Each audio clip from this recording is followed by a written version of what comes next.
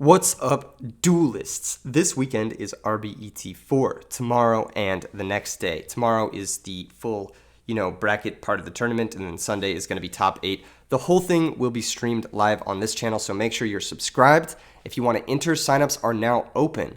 You can go to the Format Library Discord in the description below. Go ahead and join that, and then there is instructions in entering the tournament in the announcements in that Discord. So check that out if you want to play, and if you just want to watch or catch part of the action, check out the channel. And then, of course, if you can't make it for any of it, the full VOD will be up on the channel as soon as the stream is over. You know how we do. It's how we do it here. We just have to have it, all covered. We got to have maximum Edison content for the people, and that's what's up. Today's video. There we go. Today's video, I'm going to be talking about my predictions. I usually do a prediction video right before the event, talk about some of the stuff that's happening in the metagame, some of the stuff I expect to see, some of the stuff I don't expect to see, maybe discuss some of the, changes that could potentially happen, maybe won't happen, maybe will happen, who knows. If you're having last-minute deck crisis, maybe this video gives you some ideas. If you're thinking on your sideboard a little bit and you want a few more suggestions, maybe this video is what's up. So let's go ahead and get right into things. Let's talk a little bit about the most previous event, which was the really big charity tournament where both Frogs and Vayu were in first and second place. I do expect to see a fair number of Vayu decks. I expect to see slightly less Frog decks. The reason being is I think the skill curve on the Frog decks is a little bit higher than the Vayu decks. And then on top of that, I actually think the Frog decks are a fair bit weaker than the Vayu decks. I think in general, the Frog deck struggles with aggressive strategies like zombies and heroes, Diva heroes on occasion, and it can also really struggle with Lightsworn, which I'll talk about in a second. So I do expect to see some Frogs, but probably not as much as I expect to see Vayu. There's going to be a lot of Vayu decks, for sure. It's been one of the most popular decks in the Format Library Discord over the last month or so. Lots of people are playing it, so if you don't have a plan for this deck, now's the time to make one if you're entering the tournament. And if you do have a plan for this deck, then you should be set, provided your plan happens, more or less. I do expect to see a lot of hero decks, both Hero Beat and Diva Hero. This has, since the RBET series started, been the most popular deck in any tournament. I think it fell off a little bit in RBET3, and I think it might fall off a little bit more because Diva Hero did not top RBET3. Well, it did, but not with Miracle Fusions, with zombies, actually, in the hands of Silchus Ruin, who's a 3-time topping player with the Diva Hero strategy. I do expect to see a lot of zombies. Potentially more Diva zombies, potentially more Hero zombies, who knows? I do expect to see a lot of it. It's a fan favorite deck. The plays are non-linear, they're very fun. You get a synchro, you get to summon a wide variety of really cool monsters like Revive King Hades, Bryonic, and Goyo Guardian, that kind of stuff, and utilize them to their fullest potential. So if your deck doesn't do well against zombies, you might want to consider some sideboard cards for this. It's a difficult deck to deal with because the grounded plan is very resilient. They don't lose cards that often. Most of their cards replace themselves. They float. They are fairly sticky, annoying to get rid of. Pyramid Turtle, Mystic Tomato, Goblin Zombie, Sangan, these types of cards, when they go to the graveyard, they just replace themselves. And they also thin the deck, make it more consistent that they're going to find their power cards like Dark Arm Dragon. And on top of that, finds them the combo pieces they need to make the synchro plays happen. So I think the zombie decks are very strong. Speaking of Dark Arm Dragon, I'm going to put him in the bottom part too because he's going to be in the bottom 5 that I talked about there. Speaking of Dark Arm Dragon, this is the card. This is the defining card in this format. I mean, I think this is the best boss monster in the format. I think it's pretty close between this and like Archlord Christia, but Dark Arm Dragon is just a little bit easier to summon, and that's why I think this card is going to be the name of the game. A lot of people are going to be losing games to this card this weekend. It's just something that's going to happen. You have to be prepared for Dark Arm Dragon. You might need to consider preemptively using your DD Crows or siding in this card that I want to talk about, Kaiku the Ghost Destroyer. Where is he? There he is. Kaiku the Ghost Destroyer is a card I expect to see a lot of play this weekend.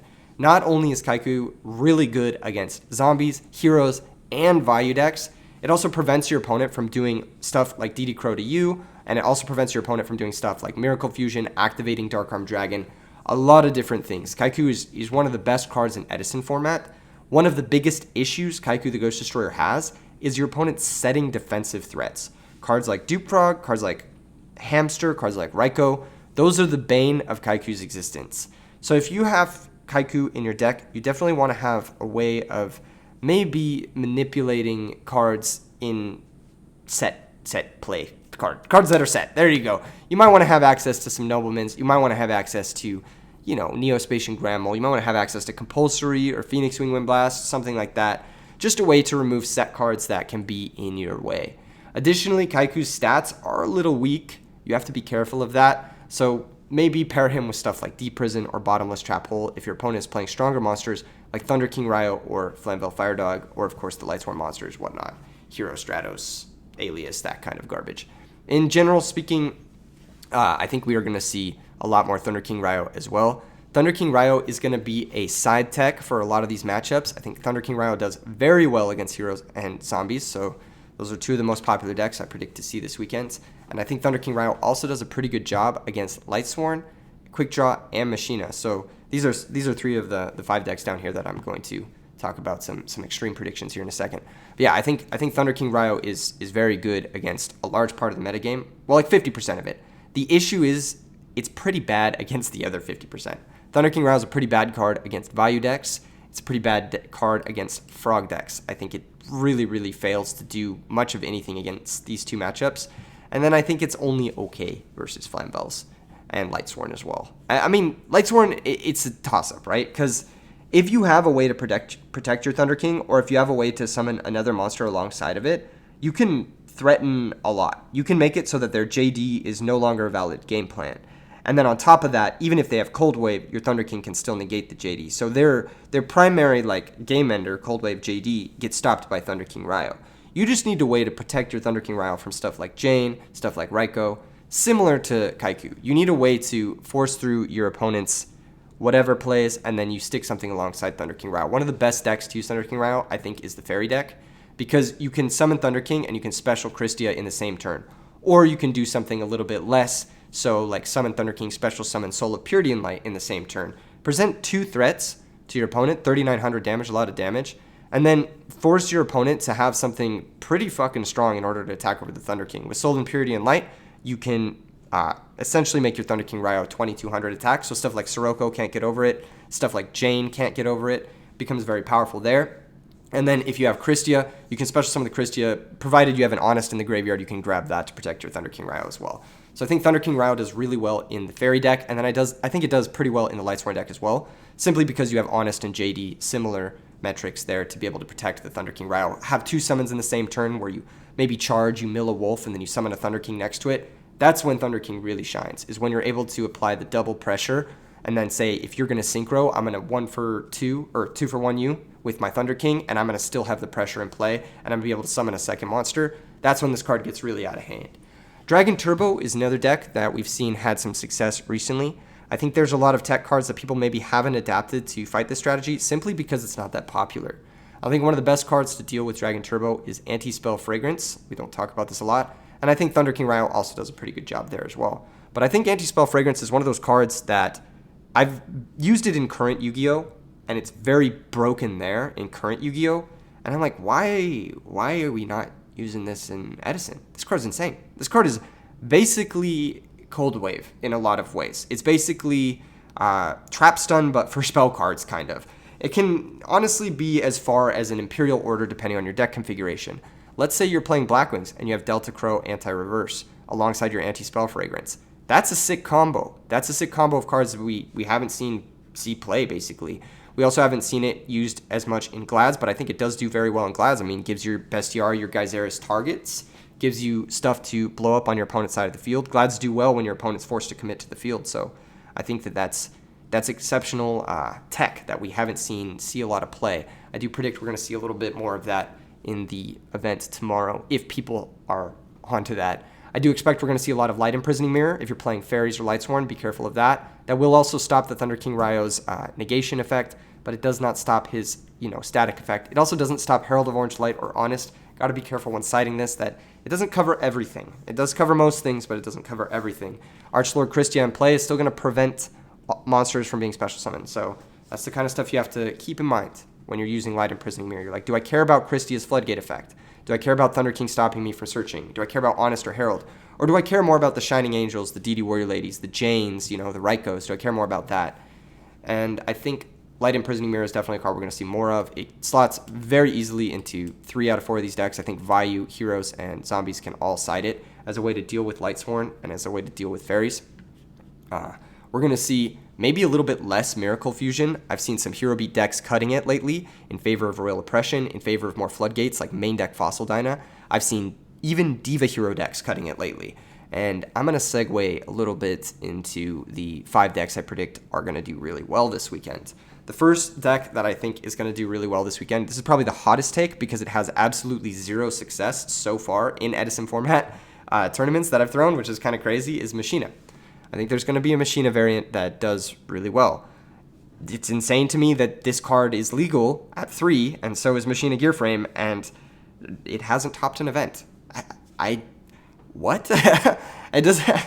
That's kind of crazy. This card is insane. Yes, of course, there is the natural public enemy number 1, Cyber Dragon into Chimera Tech. But your opponent has to draw the Cyber Dragon. And this card does not give your opponent a lot of times to draw the out. It gives them a couple turns at most. Gearframe Fortress is a 2-turn clock immediately. So you got to be careful of that. And then Machina Fortress also does well into the number 1 most played card in Edison format, which is Caius the Shadow Monarch. This is the number 1 most played card, also the number 1 most played monster, obviously. And Caius the Shadow Monarch does very poorly into Machina decks. Not only do the monsters offload and replace themselves up front, so banishing them isn't very effective. On top of that, Machina Fortress is one of the most resilient boss monsters in the game to Caius the Shadow Monarch. Not only can it attack over a resolve Caius the Shadow Monarch because it is stronger, but if they try to respond to it with Caius, you get a confiscation them for free. So they're actually going -1 Caiusing your Machina Fortress. I think Machina Fortress is in a great position because it does very well against decks that are maybe siding Light Imprisoning Mirrors, maybe siding some of this other stuff, and hedging for the Chaos decks more. You know what I'm saying? Maybe it does a good job against the Kaiku the Ghost Destroyer because you summon Gearframe, you get your +1, and crash the Gearframe into the Kaiku, you punish them. I think the issue with the Machina decks is going to be how many people are playing Thunder King, if that's going to be a popular thing, so you got to be careful of that. But even that, I mean, just main deck some Smashing Grounds, main deck some Outs, main deck some Book of Moons, that kind of thing. This card is very good. It's very, very good, and I expect it to see a lot of play and a lot of success this weekend. I expect to see Flamvel have a lot of success this weekend. A lot of people, they show up with their traditional Gravekeeper Spy Flamvel deck. I think that deck list is hot fucking garbage. I think the best Flamvel decks are the ones that are like super aggressive. I was playing one on the channel this last week with Chaos Endmaster and Assault Mode Activate. I think that list is kind of cool. You could do a more slimmed version of that just plays the Chaos Endmaster and Flamvel Firedog, capitalizes off of the fact that both of those monsters really want Book of Moons, really want Battle Tricks, and then you try to run stuff over, get your +1, get your 1-card synchros going, make a Stardust, back it up with a Floodgate like Anti-Spell Fragrance maybe, back it up with something like a Light Imprisoning Mirror. Seems like a great strategy to me. Seems like a really great way to attack this format in its form right now. Especially like, okay, hear me out. You've got Chaos Endmaster, right? What is it? Chaos Endmaster. You've got Flamvel Firedog. You got 6 ways to punish someone for setting a Goblin Zombie or setting a Vayu. And then on top of that, you set a Shadow Imprisoning Mirror. This is where things start to get crazy. This is where things start to get a little stupid. You know what I'm saying? You make a Stardust Dragon, you set a Shadow Imprisoning Mirror, most of these decks up here can't fucking play. Even the Frog Monarch deck, their number 1 out to Stardust is Caius the Shadow Monarch. And Shadow Imprisoning Mirror actually hurts that. Like this is actually a nasty setup. Stardust Shadow Imprisoning Mirror, that could definitely do some damage on a format like this. That's something really scary. If you've got the mirrors and you've got your Stardust Dragon, you're looking pretty good. I'll just say that. I think Quick Draw is actually a deck that has consistently put up results, and it gets better and better the more unfair a metagame gets. If we see more Dragon Turbo, if we see more Frog decks, if we see more, of these degenerate zombie like combo decks, if we see more of these like super turbo Lightsworn whatever decks, I think Quick Draw starts to shine because Quick Draw can abuse Drill Warrior's ability to recycle broken shit. Well, not broken shit, but like broken answers. You get what I'm saying? Cards like Thunder King Ryo, when they're good, they're oppressive. Cards like DD Crow, when they're good, they're oppressive. Kaiku the Ghost Destroyer, etc. Even as far as saying Doom Caliber Knight, Guardian, Vanity's Fiends, when these cards are good, they are oppressively good. They keep the opponent's deck from ever getting started. And with Quick Draw, with Drill Warrior, with the ability to use your graveyard as a reverse toolbox, you see more cards than average. You see these cards more consistently with your Blind Milling Engine, your Charges, your Card Troopers, your Raikos. And then on top of that, you can use them over and over again. Even if your opponent has the out for your Thunder King, Your Drill Warrior's coming back next turn. You're adding that Thunder King right back. It's coming right back into play. You're adding that DD Crow back every single turn. You're keeping their graveyard banished. You're keeping them off of 4 fairies. You're keeping them off of 4 names for Lightsworn. That kind of thing. I think the quick draw deck is going to do exceptionally well into a more unfair metagame. I think it does really well against the frog decks. I think it does really well against both the hero variants and the zombie variants. I don't know how well it does against Vayu simply because of Royal Oppression, but one thing you could do to sort of just counteract that is just start main decking Dust Tornadoes. Like, fuck it. Like, just, if you're the only card you're losing to is Royal Oppression out of the Vayu deck, just start maining the Dust Tornadoes. And if you have the out to Royal Oppression, there really isn't many decks that Drill Warrior won't eventually take over, provided that you have, the specific outs you want for that deck. Whether that's the, the Thunder Kings or the Caiuses or the Titanio Lone Fire stuff, or whether it's just looping Dandy tokens. The zombie deck actually struggles a lot dealing with Dandy tokens because a lot of the times their OTK pushes do like a little bit of damage. You're going to have a lot of trouble getting in that early damage against Quick Draw because that's such a defensive opening core. It's got Dandelion, it's got Sangan, it's got Hamster, Raikou, all these ways to keep you from taking damage. And then on top of that, when they do set up a board, it's usually got like 6 cards in play, cards in quotation marks, because you got those Dandy tokens. So it makes it very difficult for Bryonic to bounce those tokens without a handful of cards, which the zombie deck is going to have trouble doing against a deck that's looping fucking Caius against you. So you get the idea. You get the idea. Also, you never really have to play into their Recruiter game plan. You never really have to attack a Tomato with the Quick Draw deck. You never really have to attack a Goblin Zombie. You can just keep attacking directly with Drill Warrior or just setting your Hamster and Turtling or Caiusing their Recruiters and whatnot. I think that these decks up here, provided you have the outs to Royal Oppression in the Vayu deck, these 4 decks that I predict to be the most common decks will all struggle with a well-built Quick Draw deck, piloted by a good player, of course. And then the last 2 decks I want to talk about is Lightsworn. I think Lightsworn is always one of those decks that can just steamroll you. Like you can just charge mill double wolf, and that can just happen a lot of the time. Not a lot of the time. A lot of the time it doesn't happen, but it's one of those decks where if you feel like gambling, I mean, this is the deck to do it. This is the deck to do it. I've seen some disgusting starts from this. I've seen turn 1 Judgment Dragons from this deck. It's like obscene. I've seen Garroth Mill 2 Lightsworn names drawn to double honest before. I've seen some crazy shit from this deck. It just has a very high ceiling, and if you like that kind of deck, if you like that kind of play style, and if you also are prepared for everyone bringing Light Mirror, everyone bringing DD Crows, Thunder Kings, Quackimera Dragos out of the Dragon deck, if you're prepared for that kind of stuff, if you're prepared for the Book of Lives from Zombies, then you should have a pretty good chance as a Lightsworn player. And then I think the last deck that is going to do really well this weekend is Teledad. I think Teledad is a very good deck. I have played a lot with that deck. I think it's very slept on. There's a bunch of different ways you can build it. You can have a small zombie engine. You could have a small hero engine. The way I've been playing it is with 3 main deck Doom Caliber Knights and just 3 Caius, 1 Treeborn, 2 Malicious, 2 Tomato, Plague Spreader, main decking the Cyber Dragons, main decking all the cards that are like generally good in other matchups. I think I'm playing Gold Sarks to guarantee I find the Dark Arm Dragon, that too. But there's a million different ways you can build the deck. And I think the Teleport engine, it's just very versatile. It's very like on demand. You can make some cool plays with Teleport. I think Krebons is actually not a bad card against some of these aggressive decks. It can buy you time against something like Grepher Vayu starts. It can buy you time against some of these really aggressive Blackwing starts. And it can buy you time against even the Dragon Turbo deck. They can struggle a little bit getting over a Krebons in some positions. So I think you have these unique tools that do pretty well into the metagame. And then on top of that, you have a very solid game plan of just consistently finding Dark Armed and killing people with the best boss monster in the format. I don't think Fairies is very well positioned in this metagame. I think it does pretty poorly against Quick Draw and Frogs, which are 2 of the decks I expect to be, seeing a lot of play this weekend. I think it does have a pretty good hero and zombie matchup. The zombie matchup feels very strong pre-board, but with everyone boarding Light Imprisoning and then deck dev on top of that, it can be a little difficult if your Fairy deck isn't built to manage that. If you're doing something like 3 Thunder King Ryos and maybe slimming on the, smaller monsters a little bit, you could have a serious threat. A light stun deck could do really well. It's probably better than like your average stun deck with like Fossil Dinos and whatnot. But I think that the Fairy deck might struggle into this metagame just a little bit. You might want to be tuning your deck to be more of a stun deck and less of a Archlord Christia deck. I think having access to Royal Oppression into this metagame is going to be very good. It's good against, of course, these decks down here, the Machina decks, the Quick Draw decks, the Zombie decks. And I think having those 2 Royal Oppressions backed up by like Thunder Kings, Kaikus, Honests, Shining Angels, DD Warrior Ladies, that kind of stuff is a solid foundation for a deck that could do well, potentially. Anything else? Any last minute things? Oh, I think we're going to see a little bit more bottomless and deep prison than usual. I think these cards are just, they fall in and out of favor. I think we're just in that cycle where these cards are in favor and Windblast is out of favor. I think we might see a little bit more main deck Dust Tornado. I don't know why Call the Haunted is in here at all. I think we are going to see a little bit less Bora Blackwings. Even though it did win RBET3, I still think the deck is a little bit subpar compared to some of the other options you can be playing in the format. Bora does do well, specifically the card Bora does do well against quick draw decks because it gives you aggression through, the defensive nature of this format.